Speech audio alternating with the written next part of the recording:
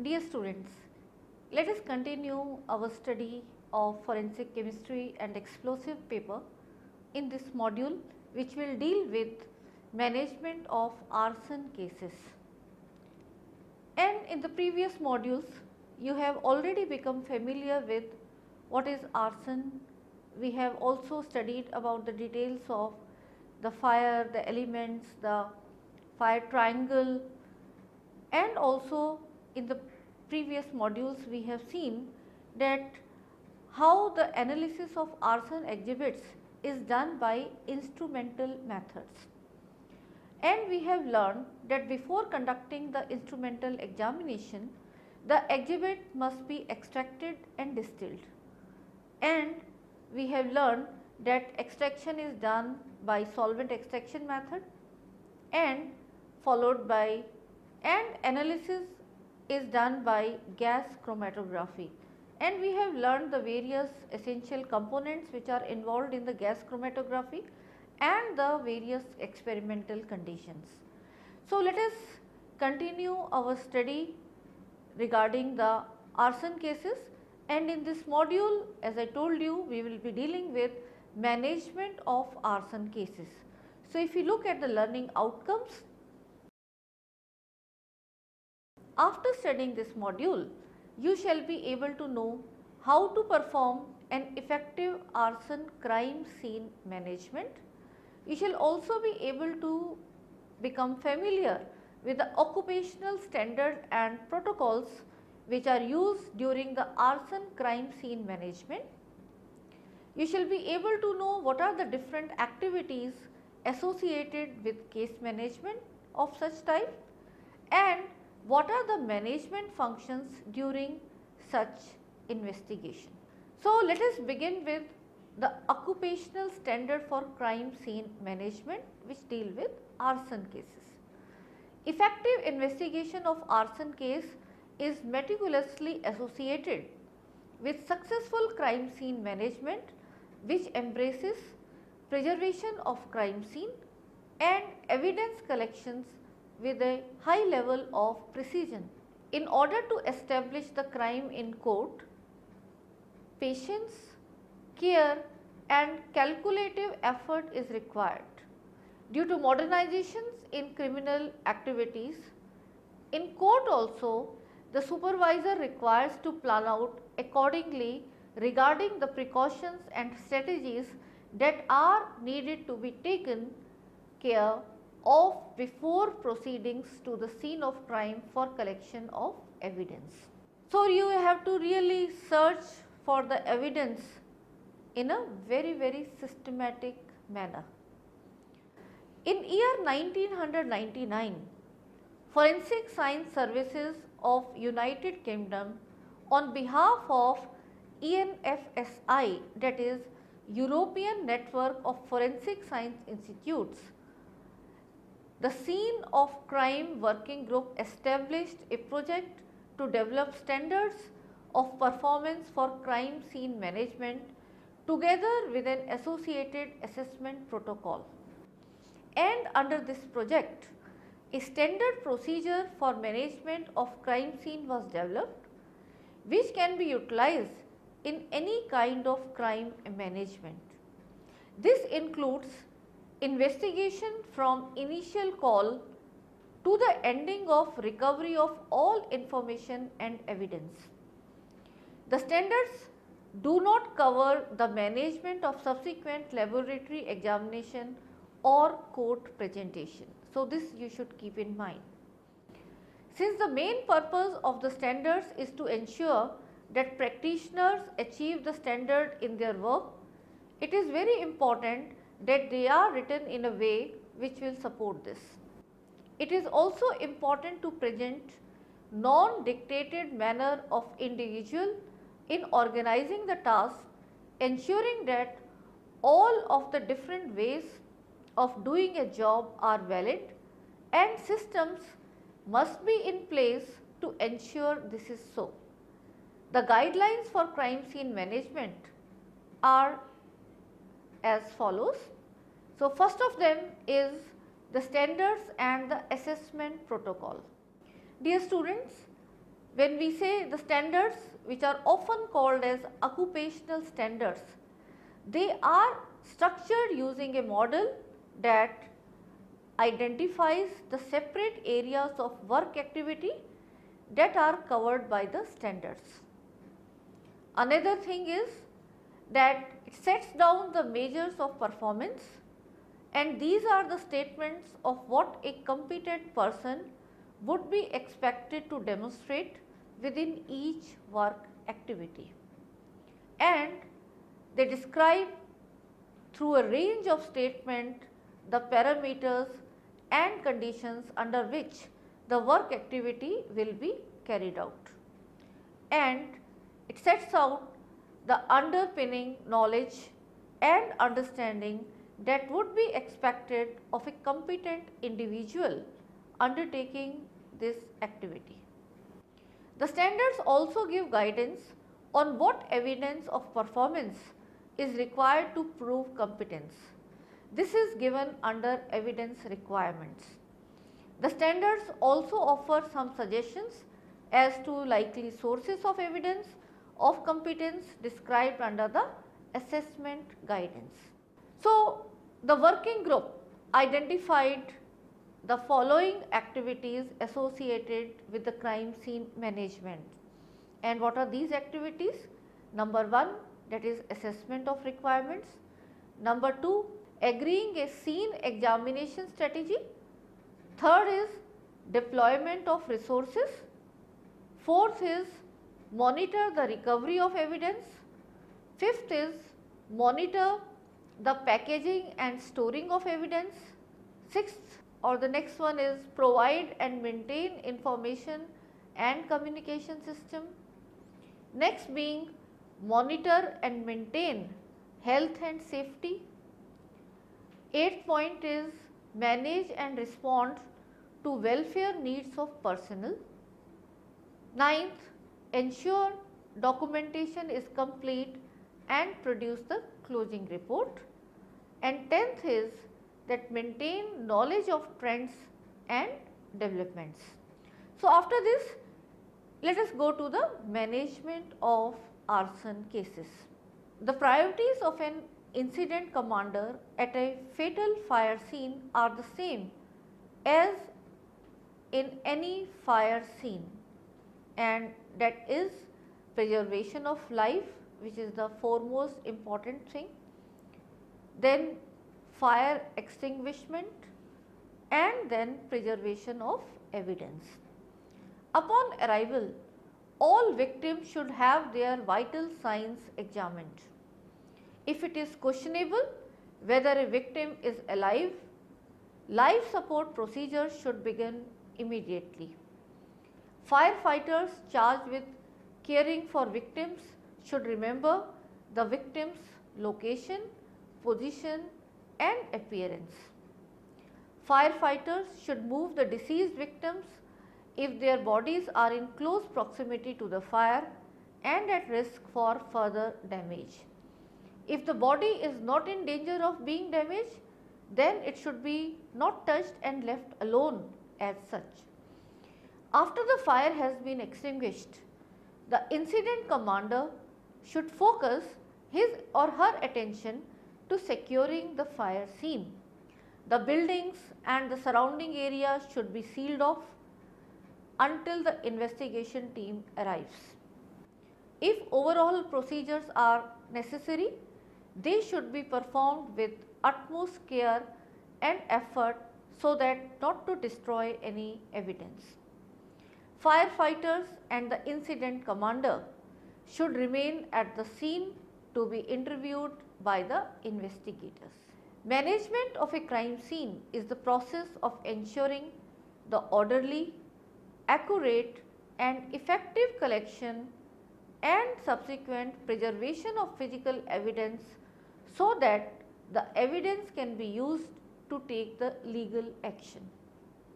Further, scientific analysis of evidence may become the responsibility of the forensic laboratory, and as a forensic scientist you must know all of these processes. According to McCartney, forensic science can be considered broadly as the application of natural and physical sciences to the resolution of legal conflicts. So, keeping in this mind, you have to collect the evidence, you have to preserve them and further investigate so that the legal conflicts do not arise and they can be resolved. Now, let us try to know what is meant by synopsis of fire behavior. The idea here is to provide knowledge of combustible materials and the physiochemical properties like melting point and the conditions which will have on the fire behavior to be noted down. Study of stages of fire and examining the different stages of fire, followed by how can deliberate the fire indicators, that how this will help the investigator and at last the cause of the fire. So, all this will be a part of synopsis of fire behavior. Next thing is investigation management. Now, let us try to understand what we mean by this term. Investigation management deals with the role of different investigators and their effect on investigation by you. It includes proper scene security, assistance of an orderly and scientific investigation, along with proper documentation for examination that you will be doing. Coming to another important parameter, which is the fire scene diagramming, and as the name depicts, the instructional area will assure the document's importance with the help of diagrams. So, in these diagrams you can mention that where was the origin of fire, where were some victims, if they died, where were they located. So, it is the diagramming of the entire fire scene, and along with fire scene what are the nearby location, all that can be put up in this diagram. Pyromaniacs, arsonist, if we look what these terms mean, it involves the examine of causes and features of several fire setters. Coordination with insurance companies is another important parameter. Investigators look for important information and it requires coordination with number of insurance companies. The shared information and benefits of working together is very important and all this needs to be recorded. Then we have report writing or case management. Today in investigation, a proper document and written report is very important. Also, the use of scientific method is very important part. In this section, writing of proper report comes along with the courtroom challenges. A well written, well documented report with all of the facts from the case being included in a proper order with all the details of investigation will stand the test of time in court if it is properly presented and properly done. Instructions on writing a good to the point report, also the use of the forms which are available should be known to you. Every aspect of your investigation and if properly filled out in an accurate and complete manner will stand up in any court and will show the opposition that you have done a very complete and professional job of putting together your case for presentation, and obviously it will give you success in that case. But yes, all that has to be done in a very honest scientific manner, that what was the actual thing, and the same should be reported in a very crisp to the point format. Coming to the term courtroom testimony. Your case can be won or lost in just one question in a courtroom setting. Learn to be prepared before you go to the court. We will cover some trick questions you will encounter and how to better prepare yourself before going to the courthouse. So, that all will be covered in the courtroom testimony. Coming to the research and development, abbreviated as R&D. It is also a part of crime management to create R&D wing for case analysis and trend analysis. Some cardinal rules to be maintained during the arson crime scene investigation or management, they are discussed as follows.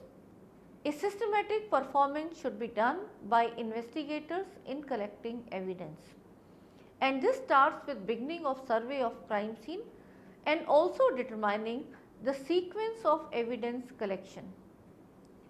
And note that proper equipment should be used for collecting evidence. Equipment in contact with evidence should be disinfected. And if you look at what are the equipments which may be used in the evidence collection process, they are latex gloves or nitrile gloves, forceps, tweezers, scalpels, swabs, paper bags, plastic bags, cardboard boxes, wrapping paper, hand tools and thermometer. Evidence given back to the investigating agency must be in an appropriate container and labeled as per laboratory protocols. Maintain a proper documentation as the chain of custody. It is a tracking document from which the evidence is collected. It is established initially if an investigator takes custody of evidence at the site of crime or when evidence is received from an officer or investigator at or from the crime scene. Now, moving to the arson investigation in more detail. An arson investigation begins with an understanding of the fire itself, that is the physics of fire. The arson investigator will begin by questioning the firefighters on the scene as well as witness. When materials burn, they generate particular colored flames and smoke. So, for example, you are aware that wood burns and produces a yellow color flame or a red color flame with grey or brown smoke. On the other hand, gasoline or other hydrocarbons, they will produce a more white flame with black smoke. But observing black smoke is not always a sure indicator that the fire was intentionally set. The structure may have had hydrocarbons stored there like gasoline, kerosene, oil based paint, acetone, point thinners. So, it is very important that you try to see the entire scene, that is what are present there and what may have been additionally brought for the intentional setting of fire. So, then you will be able to find out whether it is the intentional setting or it is the accidental fire. And did anyone notice any peculiar odors that might indicate that an assailant was used? So, this can be a question you can ask to the firefighters or the witness who were there. An assailant, you know, is any substance that speeds the burning and spreading process of a fire. Assailants include materials like hydrocarbons like gasoline, kerosene, etc., or they can be papers, plastics or other materials which can cause a fire to spread more quickly or burn more fiercely than it would have done otherwise. Another point to clarify is to determine if any doors or windows were left open. It is also important to determine whether any windows were covered to prevent the early stages of the blaze seen from the outside of that venue. For a fire to begin and sustain itself, three factors you are already aware, which is known as the triangle of fire, must be met. The triangle of fire, as you are aware, consists of oxygen, a fuel source and heat. The normal air present in most structures is sufficient to permit combustion. An arsonist may help this situation along by opening doors and windows. So, this is how there will be more air present and obviously it will be helping in the fire. When we talk about the fuel source may be simply the surrounding flammable materials, whatever are already present like paper, furniture, wooden structures, but the fuel source could also be the materials which have been brought or made available by the arsonist. And finally, the third element is the heat source. Defective wiring is often cited as the probable cause of a fire which will be accidental, and since it may serve as a heat or ignition source, or it can also be the heat source which has been used deliberately, like with matchstick it has been found. So, all these three elements, as you know, are the triangle of fire, that is oxygen, a fuel source and heat. And in the management of such cases, you should try to find out whether these three were present normally at the scene or there was a deliberate addition which has been done, and that would be the intentional fire in that case if it is added from external. So, that will be a very important clue. Once the fire has been completely extinguished and it is safe to enter the structure, the investigator will attempt to locate the low point or the point of origin of fire. This is accomplished by examining the burn patterns. The charring of wooden surfaces can give us clue as to how intense the fire was, as wood requires time to get charred. So, if you find there is sufficient charring of wood which has taken place, then obviously the fire has been there for a longer time. Intense heat causes deep charring or alligatoring, but this does not necessarily indicate that acetylants were used at a specific location. So, this example of alligatoring you can see here, that is, it is the intense or very deep charring as shown in this visual. We tend to think of a wooden beam, floor joist, door frame, etc. as actually burning. But if you look at the science of fire, it tells us when wood is heated to high temperature over a period of time, it undergoes pyrolysis. In other words, the wood will give off flammable gases that does the actual burning, and the intense heat causes the charring of wood. So, it is the flammable gases which catch fire more rapidly, and then in turn this fire is causing the charring of the wood. In simple terms, fire is the visual expression of rapid oxidation. The principal byproducts of this oxidation are carbon monoxide and carbon dioxide. This again we have dealt in earlier module in detail. The investigation generally begins with a walkthrough of the structure. What one would expect to be present in a dwelling are items of furniture, appliances, TVs, computer, bed, bedding, clothing, etc. And obviously it may vary from scene to scene depending upon whether it is a residential place or it is a commercial place and so on. So, if an office setting or retail store, one will expect to find other items like office furniture, file cabinets, computers, and while a retail establishment will have stocked shelves.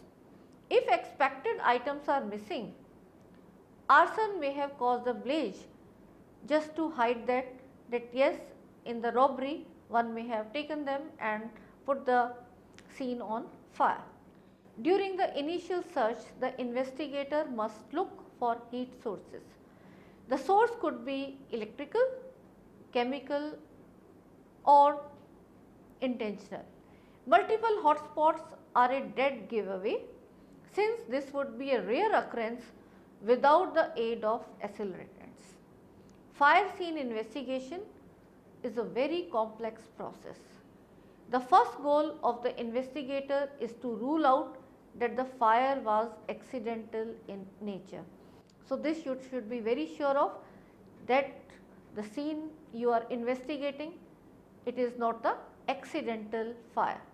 When all the explainable sources are eliminated, then it is necessary to consider the fire as suspicious in nature and then look for human influences and actions that may have played a role in causing that fire. Now, coming to the arson motives. The possible arson motivations and arsonist type, they include insurance fraud, revenge, sensation, crime concealment, vandalism or thrill seeking, pyromania, heroic or vanity cause, and juvenile fire setting. Coming to insurance fraud or profit motivated arson involves an individual who sets fires to gain monetary benefit from insurance fraud. These arsons normally have a high level of fire damage and are rarely a personal attack. An insurance motivated fire is normally well planned. So, this you have to keep in mind. For example, inventory and other important items within the business may be removed before the fire is set, and then the losses will be claimed on the non-existent, not very important inventory. Coming to the another motive, revenge. The revenge arsonist will normally target an individual or place with which the arsonist has a personal connection. These fire setters include jilted lovers, disgruntled employees, or individuals who feel that they have been cheated or abused. Revenge is one of the easiest motives to pick out. Normally, you have incidents leading up to the fire that are pretty well known. So, that is how you will be able to know that it is a fire in revenge which has been set. Coming to another motive is sensation. Political and terrorist groups, they are classified as sensation arsonists. That is, the sensation arsonist is well aware of his intentions. Today, the so-called eco-terrorists are targeting lumber companies, commercial livestock facilities, that is poultry and fur, property developers, sky lodges, and even university facilities engaged in agricultural research with incendiary device attacks. These arsonists are extremely unpredictable and are capable of causing serious property damage, and mind it, they have very little regard for the safety of innocent bystanders. So, this is what is the sensation type of arsonist which are there. Then crime concealment. Individually, if you look at the crime concealment motive, some individuals may set fires to conceal another crime by destroying the physical evidence or divert the attention from another crime. These fires are usually started with materials which are found at the scene to destroy as much as evidence possible. Like if there has been some murder which has been done, they will try to burn the entire thing and seem that yes, it is not murder, but it is a suicide or it is the accidental fire due to which the person has died and so on. But yes, as a forensic scientist, you are already familiar with some and more knowledge will be given to you, and you can do the scientific analysis and come out to the fact that yes, whether it was the murder or it was the accidental fire. The next thing is the thrill seeking or vandalism. The thrill seeker or vandal fire setter is normally an adolescent. These fires are generally set by a group rather than an individual. Fires of this nature are usually impulsive, that is, they are not pre-planned. The individuals involved have a tendency to remain at the scene to watch the fire department extinguish the fire. So, this is another thing that you should be aware. Coming to the pyromania, the fire setting actions of the pyromaniac are almost always random acts of arson. These individuals actually have psychological problems. There is some thought that there is a correlation between fire setting and sexual arousal or fulfillment, but most evidence is purely anecdotal. The seminal study of fire setters conducted by Lewis and Yarnell in 1951 have found only a few fire setters who specifically use fire setting for sexual gratification. So, pyromania, you can understand that it is done by those persons who have some psychological problems, and as a part of that they will be creating fire. The next type of arsonist may be, the reason may be heroic or vanity. The hero or vanity arsonist may be a wannabe firefighter or police officer or even an actual frustrated career or volunteer firefighter even.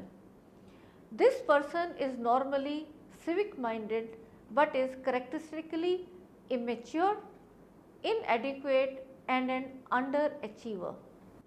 This individual sets fires in an attempt to win praise and social recognition for his alertness and heroism.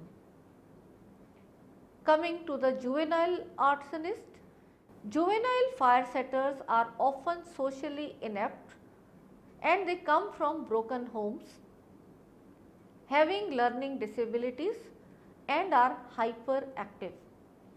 Juvenile fire setters are prone to a higher than average number of accidents that result in physical injury and display a higher level of risk taking. They will also display defiant, angry behavior, they will lack emotional depth and exhibit antisocial behavior. So, all are the clues that will be helping you in finding out that yes, he or she is the juvenile fire setter. There are three subgroups of juvenile fire setters. Children under age 9 usually set fire in their family's home. Children between ages of 9 and 12, usually they set schools fires for taking some sort of revenge. And children between the ages 13 and 17, they usually set fire to vacant buildings.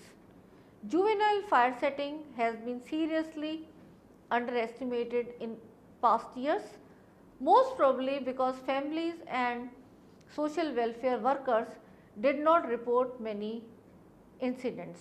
But now it is very clear that the arsons cleared by arrest each year in United States, for example, involve a large percentage of suspects under the age of 18 who are involved as juvenile arsonists. In reviewing the categories of fire setters and their motivations, the question arises whether these distinct groups share some common characteristics or not. It appears that individuals of certain ages and characteristics are more inclined to become fire setters. Fire setters tend to be young, white males aged 15 to 25 who will exhibit underlying anger and have a history of drug or alcohol abuse. Such persons frequently come from a father absent or mother dominated environment.